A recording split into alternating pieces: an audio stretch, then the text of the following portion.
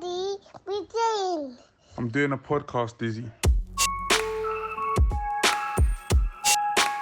Hello and welcome to the Too Cool for School podcast. I'm your host, Yannick, and on today's episode, titled What's News, we're going to look at some of the trending topics, some of the trending themes that have come out in the world of education over the last 12 months. And I've got a big special guest with me today who will be diving into some of these questions. So I'll allow him to introduce himself. Thank you, Yannick. Well overdue. 100%. I had to drop it in there. Yeah. Thank you very much for inviting me onto the podcast. Name's Ziggy Moore, primarily known for education platform, More Education. We've been running for over 10 years. This year actually makes our 10-year anniversary. Oh, wow. Yeah, where we offer maths and English tuition online. We're up and down the country. We've got students from as far afield as like Cumbria in the north to Somerset in the southwest. Yeah. So that's maths and English tuition, secondary, supporting children with their GCSE outcomes. We also support parents as well. That's become a big thing for us, where what we were finding was initially it was about selling the tuition, but parents were just kind of coming to us with all of their queries and problems and things like that. So we're almost now more so leaning into supporting the parents and answering their questions and supporting them with a lot of things. And also this is a podcast crossover at the moment. We've got the SLT podcast, which I run with my co-host Rena Johnson. She's an SEND specialist, and you have myself, assistant head teacher. So we look at leadership and all kind of topics in education around all of those things. So yeah, make sure you check us out as well. So this is is it the multiverse kind of thing? Where like Marvel and DC link up. So this is like one of those. No, that's amazing, man. That's amazing. So so let's get into it. First topic on the agenda, phone bans. You see, we've been hearing, a lot about government trying to implement these phone bans in school. Do you think phone bans will improve behaviour, or do you think it's just sort of like symbolic? I think one of the first things I'm going to say, I hate the fact that so many issues, worldwide issues or issues are placed at the feet of schools. So with the phone bangs, you've simultaneously got, in the news recently, they were talking about screen time for children. Now, you had the case recently in America where Google and other of the big kind of tech companies were found guilty of purposely making their algorithms addictive and impacting children. So you've got these huge issues, that are happening where we are now becoming much more aware of the impact of technology on children. Yeah. But to enforce this, knowing that we're protecting our children, is put on the place of schools. So you can see what that's done. So we've got huge issues around, we know technology, we know the impact of social media, we know the impact of social media on mental health and well-being on adults. We're looking at screen time for children and how cognition and development is impacting the development of young children. We know all of this.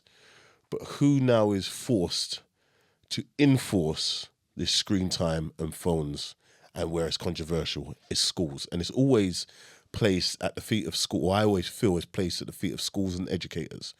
We know the impact of this stuff on our children. We know the impact. And for whatever reason, this is why I want to more so support parents with More Education. I think parents need to acknowledge this, and everything needs to start at home. I'm full on having bans on phones at school because I can hold my hands up and admit I look in the camera. I'm an addict. I'm addicted to my phone, and I'm not going to reveal my age. But I'm a millennial. Do you know what I mean? So I've at least had the opportunity in my youth to know what life is like without a phone. I know what life is like to have to go to the library and research. I'm somebody who reads. I'm somebody who knows what it is to have a book in my hands, that feeling of, but a lot of our young people don't know what life is like without a phone. And what frustrates me as well around this conversation is you get parents who will sit here and say, "Oh, I need my child to have a phone so I can be in contact with them." That's foolishness. That's their go-to. It's for safety. It's not for we live in a safer world now, especially in the UK. The UK is the most surveilled country in the world. We've got more cameras than any other country in the world. Yeah. If you're really that kind of worried about, I don't know what you think's going to happen to your child, just put one of those air tags in their coat and you can track them. And you say, right, you got to be, remember back in the day, man, so right, you got to be home by, right, it should take you 40 minutes to get home. You can call the school if there's an issue. You can have a house phone. You can have a phone. The phone attracts more problems 100%. than it solves. It's almost like, I know this is quite a strong parallel, like knife crime. You're more like, if you carry a knife, you're more likely to be stabbed. If you carry a phone, it's going to bring more problems than it's going to solve. So a lot of the time, it's the anxiety of the parents and their issues around parenting, as opposed to the realities and the issues that having a mobile phone will bring. So I am completely supporting the phone bans. I used to actually be an advocate of having phones in schools as a piece of technology, but the problem is it can't be controlled. These Snapchat videos, these things being sent around, and the bullying, and sir, look what this person said, look what that person said, and you're having to do these investigations, looking at all of these screenshots and all of these messages on, people's different phones. Like, I would argue it's crazy. 40% of the issues, and that's being mild, and I'm probably be corrected in the comments, as a senior leader of dealing with interactions with students, and is all social media. And the problem is, they don't. The children do not have the emotional ability and regulation to deal with these issues. And the reason why I know they don't is because I just need to go on social media and see how the adults deal with this stuff. So if the adults, if you look in the comment sections and you got grown adults my age sending back-to-back videos, I see that. on TikTok so we don't have the emotional regulation to, how do we expect our children to have the emotional regulation to deal with this stuff? So, I don't know. Yeah. Maybe that wasn't the answer you were looking for, but no, that's my experience. It was an answer, definitely, and so you're confident that so is it that phone bans will reduce issues, and as a result of reducing issues, it means like better learning outcomes. Yeah, better learning outcomes. Will the parents support it? So I don't know if you remember. Do you remember when Jamie Oliver did his whole healthy school eating? Oh yeah, thing? 100%. And he tried to bring in healthy eating. You had parents at the gates trying to hand their kids chicken and chips through the gates and those kind of things. Oftentimes, and if we're going to be honest, it's the parents that are the biggest enemy of progress when we're looking at these things. So you'll have parents who will be like, I've heard it. Why, if anybody tries to take your phone, tell them I've said like the kids. I would say the vast majority of children do not have the emotional regulation to deal with the issues that online having phones and the dangers that phones bring. So even if you're scared of your child getting in trouble or on the way home from school, if your child has an iPhone 16, they're more likely to be robbed than if they don't. Why would you, 20 years ago, you'd never say, all right, here's £1,000 and walk around, tell your child to walk around every day with £1,000 in their pocket. Yeah. That's what you're doing. Yeah.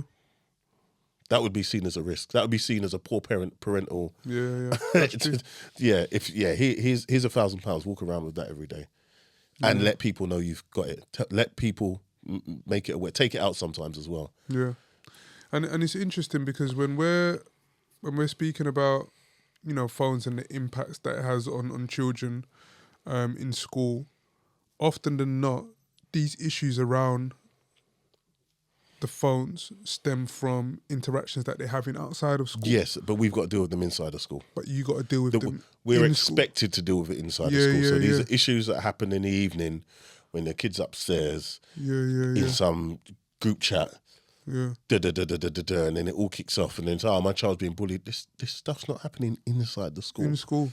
So it goes back to what you're saying, like how are parents, dealing with it, and I think the onus needs to definitely go back to the parents. But often we see parents say, "Oh, because the child goes to the school and whatever else, it's the school's responsibility," and that's sometimes where the lines could be blurred in terms of expectation.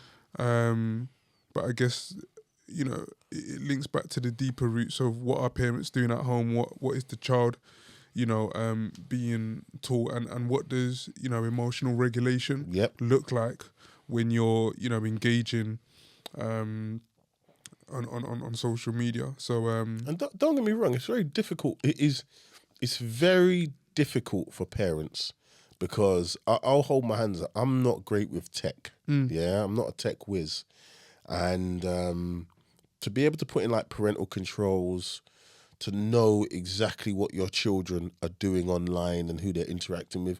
And there are some things, so like the game Roblox, yeah, I thought it was a fairly like innocuous kids game. Yeah, I didn't, and I'd like to say I'm fairly kind of up to it. I thought it was like a little kids game where they learn to code and block. Reports have come out about the online grooming in Roblox, where adults are creating children's accounts and all of these kind of things. So don't get me wrong, I appreciate that it is a minefield. And if you're not equipped as a parent to really understand the platforms your children are on, what the platforms are and what the risks, you just be best. Just allow it, like no.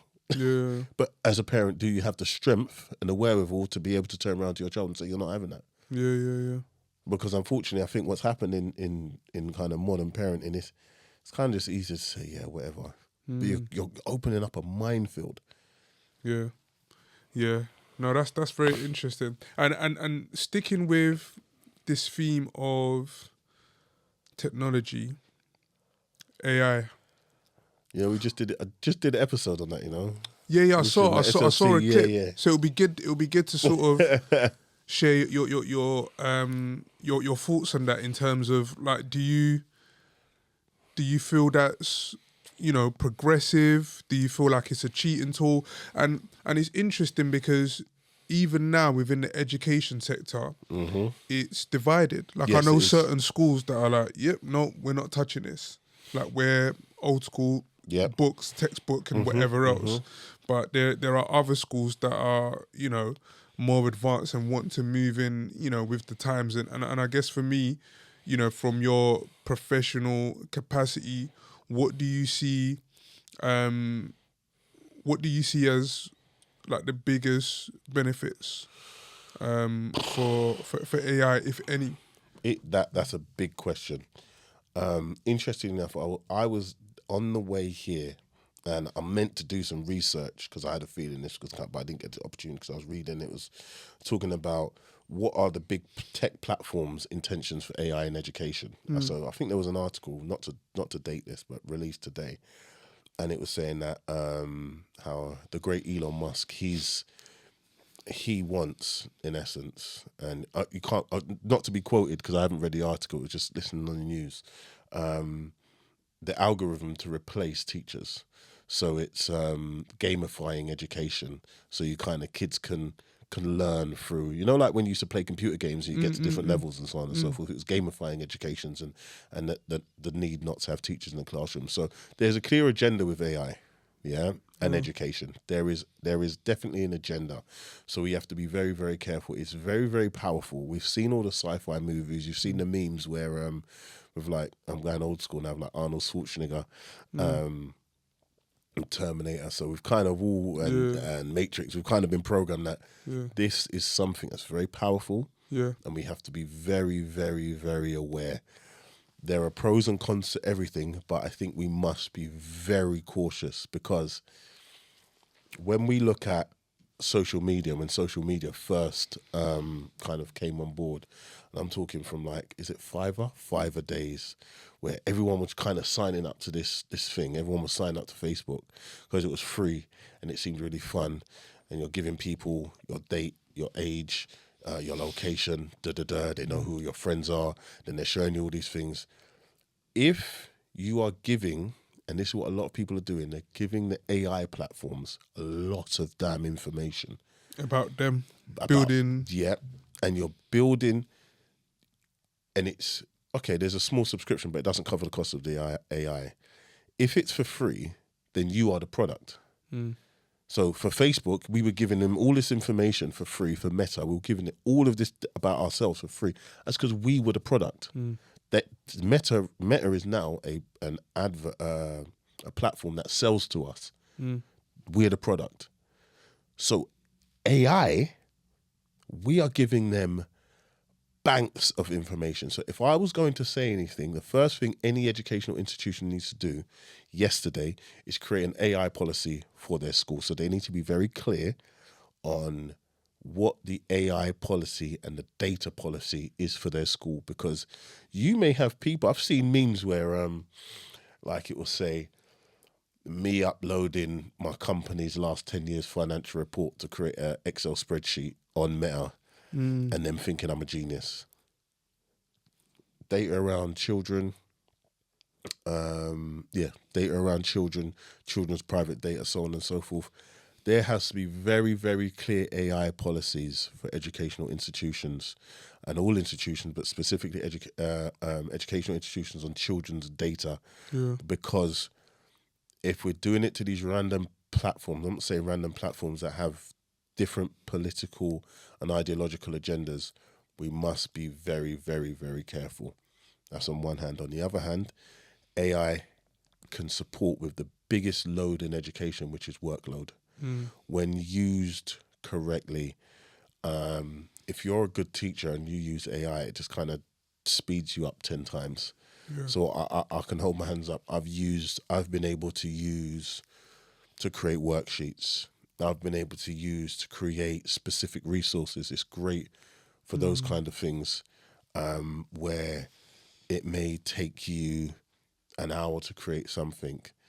It can take Minutes. 2-3 minutes. Yeah. So from a workload perspective, that's usually the biggest issue. It's great. One of the ways in which I have used it, is to mark as well. So I may say, but I'll always quality assure it. So I'll say, all right, this is what AI said this mark is. Do we agree or disagree? So if we're doing exemplar work, we may say, all right, this is where AI has said the pros and the cons are. Do we agree or disagree? So you're not just using AI to say this is a mark. You're given the opportunity to allow your students now to argue for or against. So again, it's how it's used, how it is used. That's important. Yeah.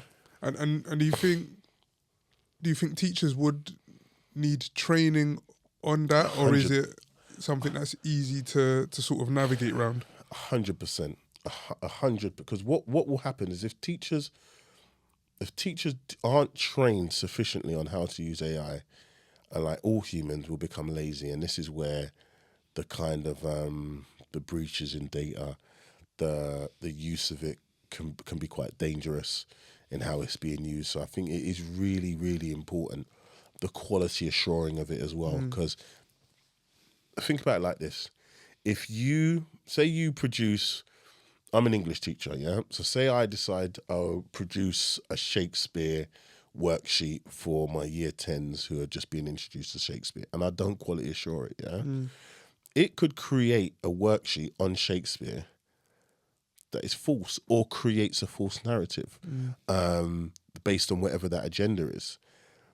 People who use ChatGPT, often you got to go back to it and say, hold on, how did you come up with that? I'm really sorry about that. Let me check that again. Yeah. But if you're being lazy and you've not checked it... I've said that to ChatGPT like a few times. I'm like, that's not the... Yeah. And ChatGPT's like, oh, my bad. Like, I was meant to... Yeah. Oh, I misread that. I'm thinking... So just imagine the facts can very much change for students. So say I've done this and it says, Oh, Macbeth was a kind, warm-hearted king who blah blah blah. The play was based in Wales. All of this stuff. Oh yeah, you need to quality assure. You need to quality assure your stuff because in the same way how Google has almost become the go-to research platform, whereas before it was Encarta. I had the 24 book encyclopedias in my house. So that was our go-to for information, but you've now seen it evolve. But even then, you had to cross-reference it, whereas now there's no need to cross-reference anything because AI is your source. Yeah. Now, if AI says X is X and nobody's going to counteract it, that means X now becomes X. And that's what we believe. So then, obviously that's for educators, teachers, practitioners. How do you manage that with students? Because some students will be seeing AI and they're like, thank you. Yeah, they can't. So now that's where you have the risk of seeing like the real laziness. Like, how do you manage that in students in a way that they're still learning? So you gave the practical example of saying, actually, we'll ask AI to check this and we'll ask the students, what do you think? Do you agree or don't agree? But not every practitioner is going to do that. Or students might just go home and say to ChatGPT, do this essay for me or whatever else. Like, how do you prevent or contain this risk of students just, being lazy and not taking away from that real feeling of learning? I would like to think, and I'm going to go back to, and again, I'm showing my age. I don't know if you remember, you used to have something called the Encyclopedia Encarta on a disc, on a CD-ROM. And I remember, man, when because I got a computer late in my house, as I said, we used to have the full encyclopedia. Yeah. You could tell when a man just copied and pasted it off of Encarta 97, 98 times. You can tell when somebody's copied and pasted something off Google. Yeah. I can tell. I would like to think that my educational practitioners can tell. Yeah. And one of the things I think and my brother and I were speaking about this as well, it's something called all journalists, all writers have a voice. They have a unique narrative style where you can tell that person has written it. People can tell my tone through my writing. They can tell my voice through my writing because I write quite similarly to how I speak. If you know your students, bro, you didn't write that. Yeah. What are we talking about? 100%. And kids are saying to me, "Sir, how do you know?" It's because I know you. I know your narrative voice. I know your tone. I know your expression. I know your idiosyncrasies. I know all of that. Yeah. Don't do it. And it's an opportunity for educators to really now teach students about developing their narrative voice, developing their tone, and encouraging them to why it's now so important for you to read and understand because of your expression and the humanization of writing. Because what we're going to see now is so much more AI produced text. Yeah. What's going to happen is things where, all right, I can sit here and say, AI, write a 2,000 word essay on da-da-da-da-da-da. Yeah. That is going to connect completely differently to a humanized text that's done by so humanized writing is going to now, like the cream, kind of rise to the top because we're gonna be saturated with these. And if you notice recently, you've seen all of these like AI generated posters. Yeah. It's just like, oh my gosh. Yeah. It's to the point where like your mind doesn't even absorb it because you've seen so many of them. It's generic. Yeah. So you've now got the opportunity for your students to develop their narrative voice and their humanized writing to be able to express themselves to an audience. So yeah. That's important, definitely. And moving swiftly over to teaching as a profession and the sustainability of teaching. I know there's been a lot of talk around teacher retention, and I guess for me, like the question would be, what are your thoughts on the sustainability of teaching? Do you think it's still... It's not sustainable in this current... It's not. No, it's not. I think obviously I was coming there and I was listening on the radio about it's not sustainable in its current form of fashion. We've got to understand the generation of teachers before me, so like those Gen Xers who and I look into the camera, they got the nice pensions, those beautiful pensions. They're laughing, bro. Oh my gosh, they've got those beautiful pensions, and it was a career for life. The idea of careers for life don't really exist anymore. That's the first thing. So you need people who are invested in this thing for life, not 2, 3, 4 years. Yeah, the turnover's crazy. Like, On top of that, the reality is that the industry does not respect experienced teachers because we have become, whether it's through academization, whatever, schools are run like businesses. Yeah. So you may have a teacher of 15 years worth of experience. Yeah, you know you're going to have to pay that teacher X.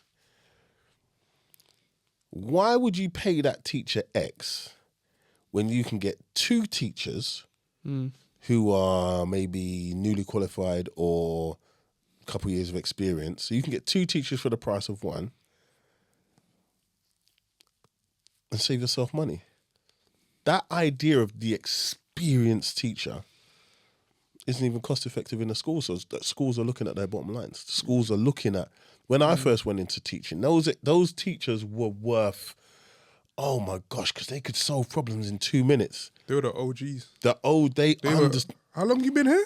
Like 20, 30 years. I'm like, oh, damn. I didn't even think people were doing 15, 20, 30 years. Now they knew things, they understood things, they could solve any problems, they mentored you. Yeah, nobody wants to pay for those teachers anymore, man, because you're paying up a pay scale. Now teachers, you could be there 5 years, and you're the OG because you're just seeing people, come and go within the last 2, 3 years. Yeah. So until you can, with the teacher retention, and until you can, I think the education model is going to have to change, and the value you place on teachers and the value that's placed on the profession, until that kind of changes, then you're going to have some serious problems. Yeah.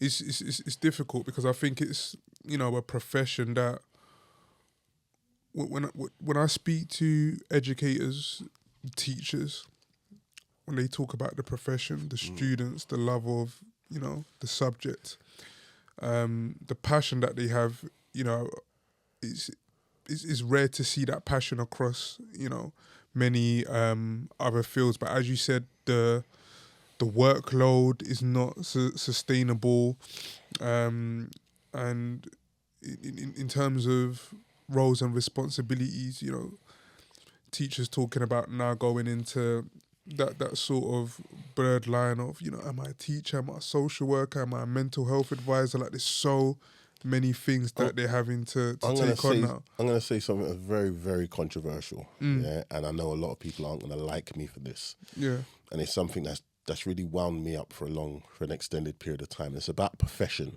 Yeah. Now, it seems like anybody who works in the education space is a teacher. Yeah. Yeah. Nah, bro. You're not. We're not the same thing. Respectfully, somebody maybe works in the early years space, hasn't had to go through the educational rigor as somebody who works in the secondary school. Somebody who works in a secondary school with children and is called Sir hasn't been through the same academic rigor as myself. And if you look in any other profession, so even when you look in the health space, like a lot of the doctors are called junior doctors because they haven't had a certain, you've got to have a certain number of years of experience to be called a doctor. You've got people who are paralegals who have been doing it for time, paralegals, but they don't have certain letters behind their name. So therefore you can't be called a solicitor and you can't be called a barrister. I think teaching is one of the only professions, yeah, where if you work in the all-encompassing education space, people have almost the cheek to call themselves, yeah, I'm a teacher. I'm like, bro, you're not a teacher. You wouldn't go to be in the NHS and hear a senior nurse, because a senior nurse sometimes has greater insight to patient care than doctors. Yeah. You would never hear a senior nurse refer to herself as a doctor. You would never hear a paralegal, with refer to themselves as a solicitor. Education is the only space where you hear certain people who just happen to work in a school and deal with kids call themselves a teacher. How? It's until we give the profession the kudos and respect it deserves, then again, you're not going to have that space. And I know some people may find it offensive, but I just want you to think about it in regards to a range of other professions where those kind of liberties with a title would never take place. Yeah. No, that's interesting. Definitely food for thought. And thinking as well about the pressures that come within that space, within those education setting. I know OFSTED and the changes, with OFSTED has been a big thing. And there was the case, was it last year? Last year when the primary school teacher... When the primary school teacher took her life as a result of an Ofsted primary school head teacher took her life as a result of one of the Ofsted outcomes, and it's led to like a lot of reforms and a lot of changes in some aspects. And I guess for me, I'm not sure how long you've been at your school, and it will be good for you to share an insight on what's, as a senior leader, what does that day-to-day pressure around Ofsted look like around the school, and do you welcome the changes that are coming into place essentially? I think Ofsted are aware that there do need to be changes because of how the education system has been set up from almost a commercial perspective, like with league tables and so on and so forth. If your school under the previous kind of heading got requires improvement and that, like, your school's finished. Yeah. Because it's based on almost like subscribers, the amount of students that people aren't going to send their children to your school. If it requires improvement. If it requires improvement, used to be satisfactory. If it's not good. So therefore, the impact of that is you're going to have to lose teachers because class size are going to be smaller. You're going to lose resources. It's devastating. And this is because of not just Ofsted, but how schools and the education system has kind of been commodified is the wrong word, but how it's been like based on league tables, based on almost like a like Fortune 500 companies, and that way you issue your statement every year and you've got education doesn't work like that.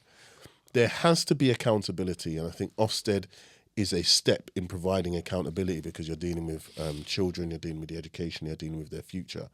There has to be accountability. I believe in accountability. I believe that as educators, we should be held to a very, very high standard because we are dealing with arguably the most precious commodity on the face of earth, which is young people. How that's done, I think, needs to be questioned. But I think it's more, as I've said, than simply just looking at Ofsted. It's looking at things like league tables for schools.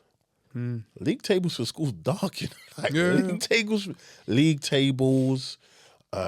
rankings. But that's what we're used to. Like we're still used to that. I've got friends who, when they're talking about like primary school, secondary school, they're still looking at the Ofsted ratings. Ofsted, what was the last Ofsted reading reports? Where are they on the league table for Newham, or where are they in the league table for East London and wider London and whatever else? Check this. Yeah, You've got people who support their local football team or their football team no matter what. Yeah? Because they believe in that team, they have a connection to that team, and good, bad, indifferent, yeah, they're going to watch it or go to the game week in, week out because that's fundamentally part of who they are, yeah? They're not choosing the team that they're going to pick based on the league tables.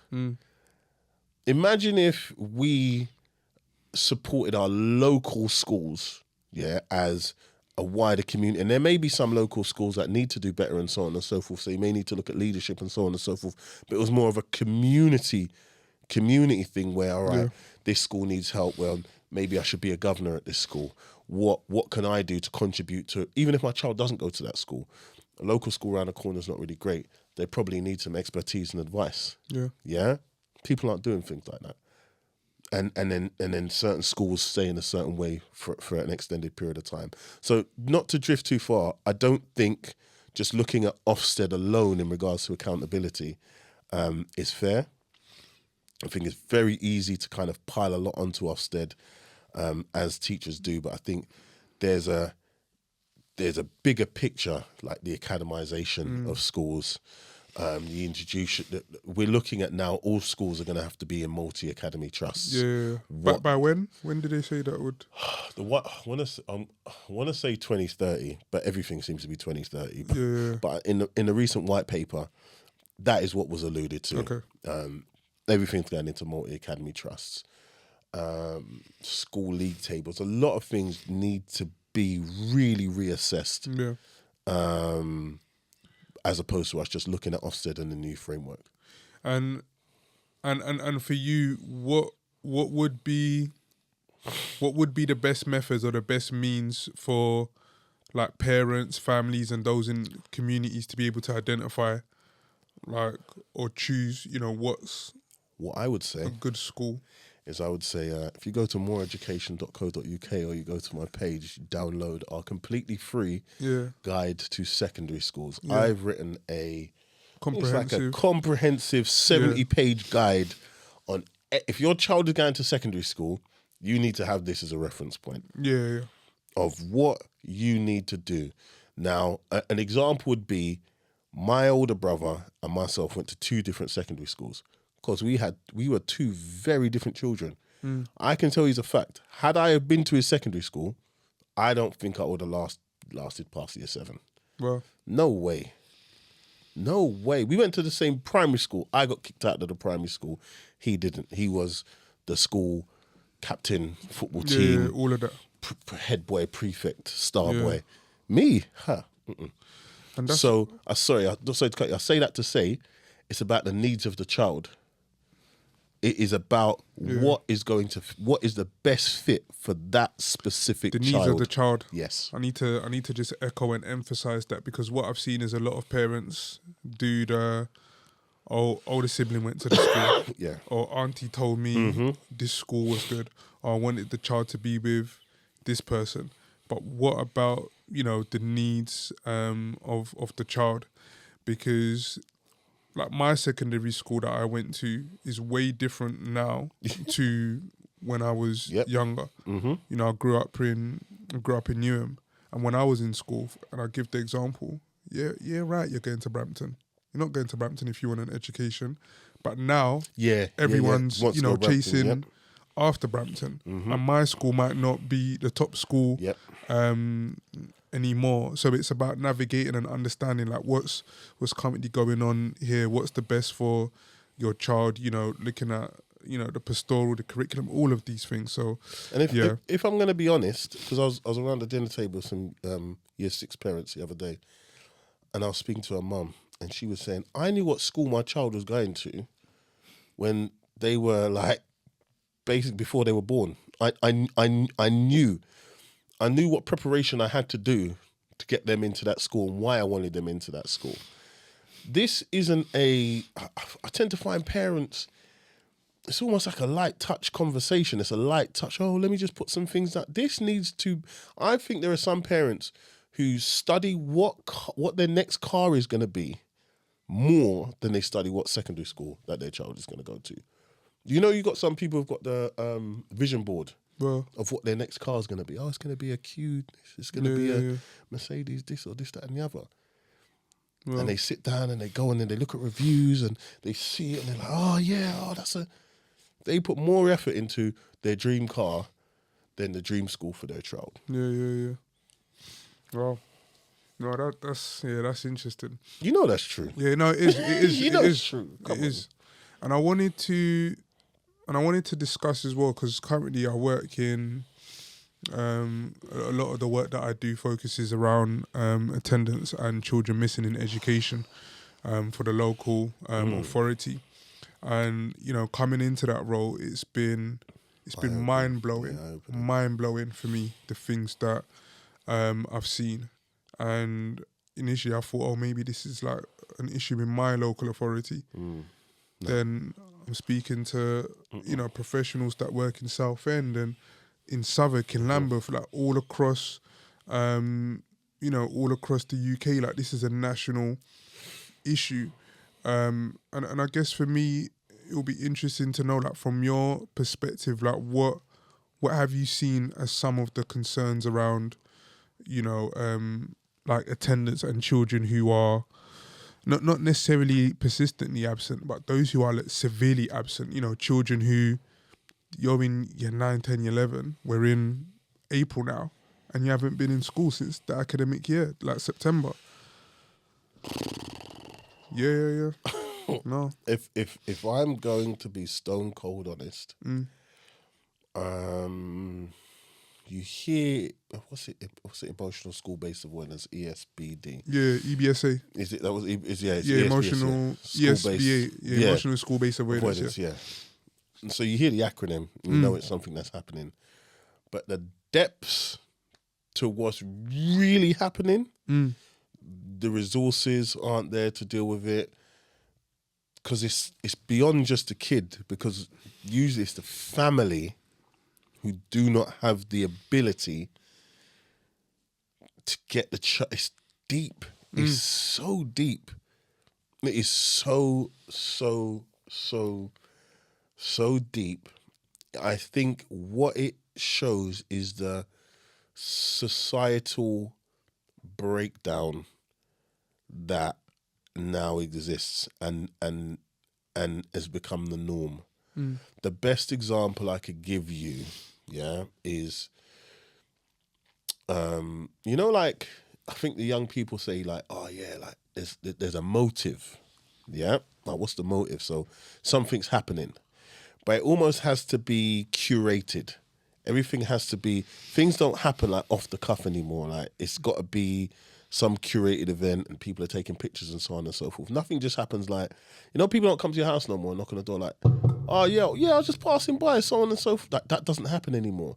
If we're going out, it's a planned event, it's themed, we've got to make some big do about it. There's nothing that kind of naturally happens. Now you're thinking, oh, what's that got to do with, that got to do with this?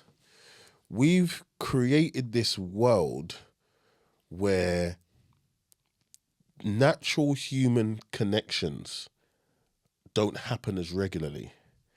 And the reality is people are in their house and living their life. And then you've got this kind of curated world outside. You don't have, on EastEnders, such and such pop around for a cup of tea or so on and so forth. So you don't have those opportunities for natural human connection. Yeah. Because of that, it's much, much easier after COVID for people to retreat into their house and you not see them for an extended period of time. It's almost natural. People don't come out their house. People don't. And mind you, they're fine. They're waking up more time, not all of the time. Yeah. More time, they're waking up, they're having breakfast, they're on their PlayStation and doing whatever. It's because we've created a world in where almost that becomes a norm for them. Yeah, it's not necessary. It's not necessary for our almost personal and social development to have natural connections with people, like a chat with a person on the bus. You've got family members who live around the corner for you that you ain't seen for time. When we were younger, that wasn't a thing. You'd see your auntie like if you ain't seen your auntie for 2 weeks, that's a madness. Yeah. People don't call each other anymore. Like it's a text. You don't have a chat. You don't. It's so because that's become the norm. You don't talk to each other. You don't see each other. This is now the effect on these youths. Yeah. So how can you argue with a child who refuses to come to school and has anxiety around interacting with other humans if the norm in society is generally to interact electronically? Yeah. And I feel for me, from my experience and a lot of the things that I've seen, is that the issues that I've seen around students who were severely absent or were not attending school, like when I really dig deep and look into the cases, often than not, there were incidents that could have been resolved with early intervention. Yeah, so it was, something happened with the teacher, something happened with the student, or something happened there and whatever else. But because that wasn't looked into and addressed, and escalated periods of time went by with, the child just being at home, processes not being followed, parents waiting for, the child, for the school to action something. Now it's like the students sort of getting a light bulb of, well, I can just chill, and it being a normality. And you've also got some parents who, I'm not sure if it's students playing off their parents. When they come into school, they're not feeling safe, anxiety, so I'm just going to keep them at home. And parents are bearing the brunt of that and expecting school to just send work. It's anxiety, send work. But as I say to you, and I think this anxiety stuff is real. But it's because of the society that we live in, where natural human connection is, it doesn't happen anymore. So imagine a world where 25 years ago, you had kids who could tell their parents, I'm not feeling that. That you would have been laughed. If that was a television program, like, the morning television programs, they would have been anomalies. They would have been laughed like, what? Your child doesn't go to school? Yeah, he doesn't feel like it. But the truth is, because this is a society in which we live in, this is what children are seeing, they can see, it's not a necessity for me to go to school. In the same way, it's not a necessity for me to have to go and visit my elderly aunt. People don't, because we don't look after each other and deal with each other in society in that way, with those natural human interactions, kids can see, it's not a necessity for me to have to do that. So then, and you can't argue with your parents. Because they don't do it either. So then, do we work to address this pandemic, or do we say that actually we need to figure out an alternative means of educating people who are having those school-based avoidance experiences? Because there are some kids who will grow up and they're like, actually, no, I need the interaction. I want to be in school and whatever else. And they go into be in school. But there are others who, just want to, be at home. So is it that there needs to be more interventions, more things to put in place to engage those students back in school? Or are we thinking about alternative learning services to accommodate? I think we all of the things we've spoken about in regards to technology, social media, so on and so forth, we're not understanding the impact, or we're not thinking about, this is one of the outcomes of all of the things we've spoken about. Simple. So I was reading something the other day and they were talking about the decline in birth rate and people not having children and so on and so forth. the minute we codified and gamified dating, like all of those apps, Tinder, Bumble, so on and so forth, and we made it like we kind of commodified it, and so this is the outcome. Now, obviously, like we're seeing less and less couples, we're seeing less and less people getting together because those natural social human connections aren't happening. Therefore, they're all contrived through an app of some sort. So that reduces the natural human friction. Therefore, that's why 15, 20 years later, you're getting that. And then another offshoot of that is anxiety. Another offshoot of that is the manosphere. Another offshoot of all. Does that make sense? Yeah. This is now one of the offshoots of the society in which we live. So it's not just a school problem. We're not looking at it holistically. These are the choices we have made where the best example I can give you is if somebody like just knocks on your door, you think that's weird. Like, Rod, you didn't message me.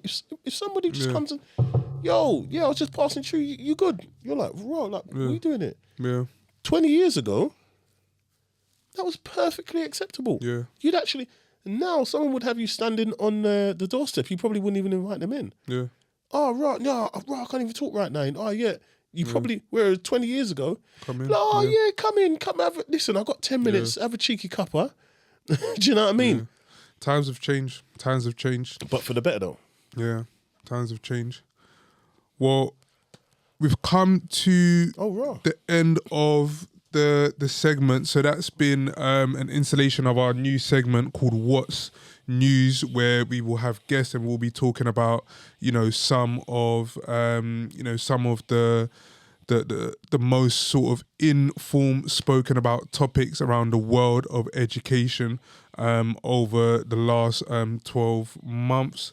So it's been great to have a sit down and discuss some of these topics with Ziggy Moore, who I 100% will have back on this show and on this segment, to discuss more topics around the world of education. So that has been the Too Cool for School podcast. If you enjoyed this episode, please subscribe to our social media channels and follow us on YouTube. Thank you.